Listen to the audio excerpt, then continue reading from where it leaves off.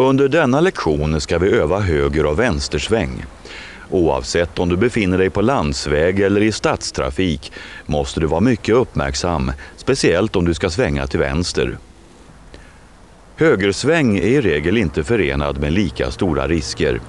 När du ska svänga höger i stadstrafik ska du i god tid lägga dig i det högra körfältet eller, om bara ett körfält finns, till höger i detta. Ge tecken med körriktningsvisare och bromsa ner farten i god tid. Om du har en cyklist på din högra sida måste du se upp. Cyklister och mopedister får köra om på din högra sida och du måste ge dem företräde. När du svänger till höger i en gatukorsning med trafikljus får du inte köra bara för att du har grönt. Det kan hända att gående på korsande väg också har grönt och då är det du som svänger som ska ge företräde. Vid körning på landsväg gör du i princip på samma sätt.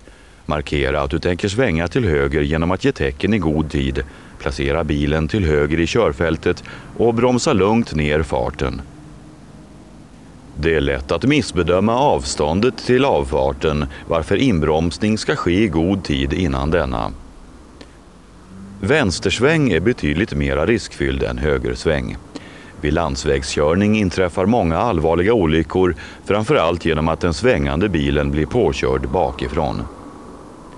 Kontrollera därför först att ingen bakomvarande bil är på väg att köra om. Ge i god tid tecken med körriktningsvisare. Lägg dig sedan nära vägens mittlinje. Ta ner farten genom en lugn nedbromsning och sväng snabbt över vägen när det är fritt från mötande bilar. I stadskörning finns ofta flera körfält.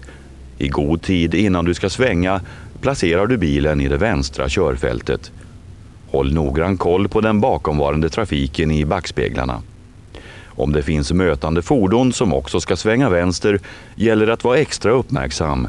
Sök ögonkontakt med den mötande och försök se genom bilen om det finns fordon bakom som ska köra rakt fram. När du svängt väljer du det körfält som passar bäst för din fortsatta färd.